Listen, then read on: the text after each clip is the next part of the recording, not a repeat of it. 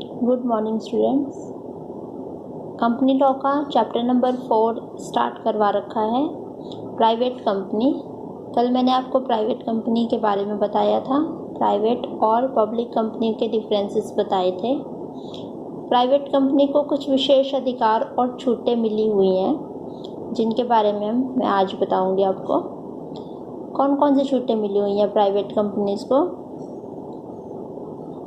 पहला है निर्माण और समावेलन संबंधी विशेष अधिकार। एक निजी कंपनी के निर्माण के लिए केवल 2 ही सदस्य जरूरी हैं, जबकि पब्लिक कंपनी को स्थापित करने के लिए कल हमने पढ़ा जिसे कम से कम 7 सदस्यों का होना जरूरी है। एक निजी कंपनी बिना न्यूनतम अभिधान के अपना बिजनेस शुरू कर सकती है, जबकि एक पब्लिक कंपनी को अपना बिजनेस शुरू करने के लिए या अलॉटमेंट करने के लिए मिनिमम सब्सक्रिप्शन की अनिवार्यता होती है। निजी कंपनी को रजिस्ट्रार के पास प्रविवरण जमा कराना आवश्यक नहीं है। निजी कंपनी को समावेलन का प्रमाण पत्र मिलने के तुरंत बाद ही व्यापार प्रारंभ करने की इजाज़त मिल जाती है। तो ये आपके समावेलन संबंधी 4 अधिकार हैं। ये कल मैंने आपको डिफरेंसेस में भी बता दिए थे सारे पॉइंट्स। इसके बाद है अंशों के निर्गमन संबंधी विशेष अधिकार। एक निजी कंपनी के लिए यह आवश्यक नहीं है कि वह नई अंश पूंजी के निर्गमन पर अंशों का विद्यमान अंशधारियों को क्रय करने का प्रस्ताव करे, और इस पूंजी का निर्गमन किसी को भी किया जा सकता है। सार्वजनिक कंपनी में ये मैंडेटरी है कि नए शेयर कैप इश्यू करने से पहले जो पहले शेयर होल्डर्स हैं, पहले उनको पूछा जाता है कि वो शेयर खरीदने को तैयार हैं या नहीं है। लेकिन निजी कंपनी में ऐसा कुछ नहीं है। निजी कंपनी जब चाहे अपने शेयर के इश्यू कर सकती है और किसी को भी कर सकती है। दूसरा है, निजी कंपनी किसी भी प्रकार शेयर को निर्गमित कर सकती है और अपने अंशधारियों को अनुपातिक मताधिकार दे सकती है।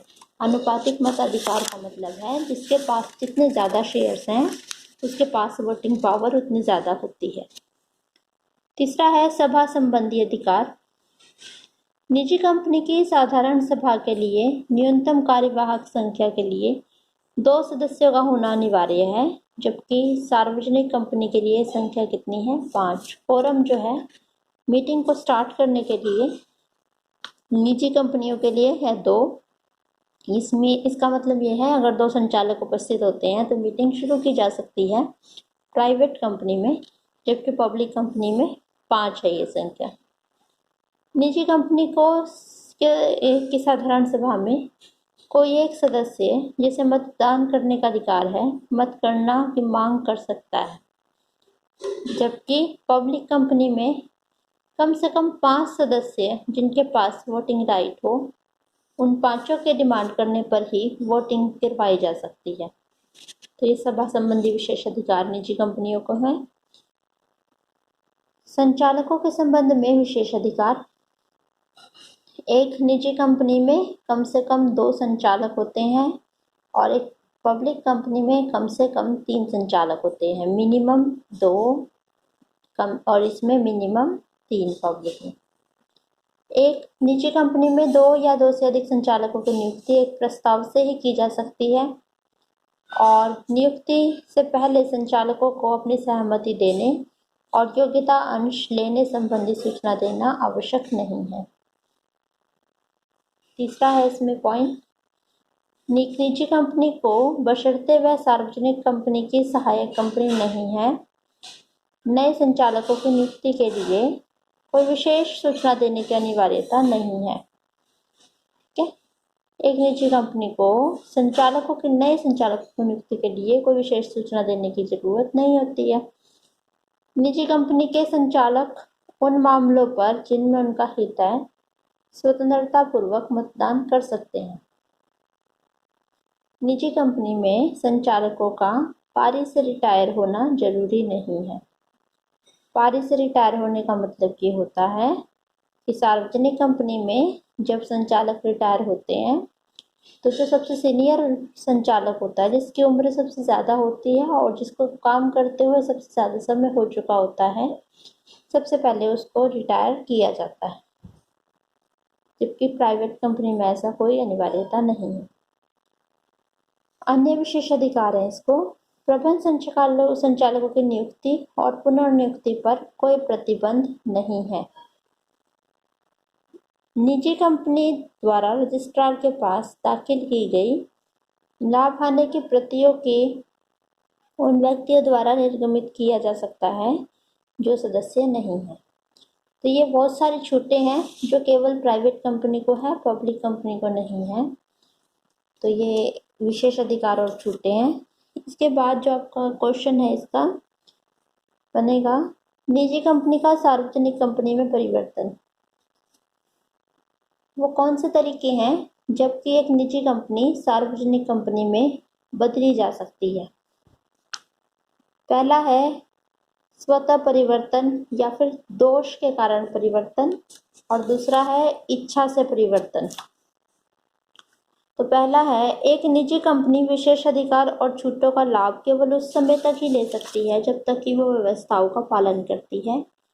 जब निजी कंपनी वैधानिक व्यवस्थाओं में से किसी एक का भी पालन नहीं करती है, जैसे कि यदि उसके सदस्यों की संख्या 2 से ज़्यादा हो जाए, मैक्सिमम सदस्यों की संख्या 200 से ज़्यादा हो जाए, 2 से कम रह जाए और 200 से ज़्यादा हो जाए, और संचालकों को तीन से ज़्यादा हो जाए, या फिर वो अपने अंशों को खरीदने के लिए जनता को आमंत्रित कर दे, तो उसको मिलने वाली छूटें समाप्त हो जाती हैं और वो कंपनी एक पब्लिक कंपनी में परिवर्तित हो जाती है। और जो भी उसको विशेष अधिकार या छूटें प्राइवेट कंपनी के तौर पर मिली हुई थी वो सारी समाप्त हो जाती है। तो पहला यही है, दोष होने से, प्राइवेट कंपनी में किसी भी प्रकार के दोष होने से। दूसरा है अपनी इच्छा से परिवर्तन। जब कोई कंपनी या प्राइवेट कंपनी पब्लिक में बदलना चाहती है तो उसको क्या करना पड़ता है? पहला तो यही है, उसको अपने अंतर नियमों में परिवर्तन करना पड़ता है। कंपनी एक विशेष प्रस्ताव द्वारा अपने अंतर नियमों में परिवर्तन करती है। जो आधारभूत व्यवस्थाएं हैं वो समाप्त करती है, और विशेष प्रस्ताव पास अगर हो जाता है, यानी 75% शेयर होल्डर अगर उस प्रस्ताव से अपना पक्ष में वोट देते हैं तो प्रस्ताव पास करने की तिथि से निजी कंपनी एक पब्लिक कंपनी बन जाती है। दूसरा है रजिस्ट्रार के पास प्रविवरण भेजना। यदि कोई निजी कंपनी पब्लिक कंपनी में बदलने के लिए प्रस्ताव पास करती है तो ऐसी कंपनी को अपने पार्षद सीमा नियम में, अंतर नियम में परिवर्तन की सूचना रजिस्ट्रार के पास या तो प्रविवरण में देना पड़ेगा या फिर उसकी जगह स्थानापन्न प्रविवरण देना पड़ेगा। तीसरा है संपत्ति और देनदारियों में परिवर्तन आ जाता है। जिन्होंने प्रविवरण या स्थानापन्न प्रविवरण भेजा है, लाभ हानि संपत्ति और देनदारी में कोई भी परिवर्तन करते हैं तो उस पर उनके हस्ताक्षर सहित एक विवरण संलग्न होना चाहिए। नाम और पूंजी वाक्य में परिवर्तन का प्रस्ताव। इसके लिए अंशधारियों को 21 दिन का नोटिस देकर एक सभा बुलाई जाएगी। नाम वाक्य में परिवर्तन केवल प्राइवेट शब्द हटाकर उपस्थित अंशधारियों के 3/4 बहुमत से विशेष प्रस्ताव द्वारा पास करा जा सकता है। संचालकों और सदस्यों की संख्या में परिवर्तन करके जब एक कंपनी पब्लिक कंपनी बन जाएगी, प्राइवेट कंपनी, तो इसको सदस्यों की संख्या परिवर्तित करनी पड़ेगी। पब्लिक कंपनी की तरह इसको 7 सदस्य और 3 संचालक रखने पड़ेंगे। अपने पेड अप कैपिटल को बढ़ाना पड़ेगा। तो ये सारे हैं आपका प्रोसीजर, निजी कंपनी को सार्वजनिक कंपनी में कैसे परिवर्तित किया जा सकता है।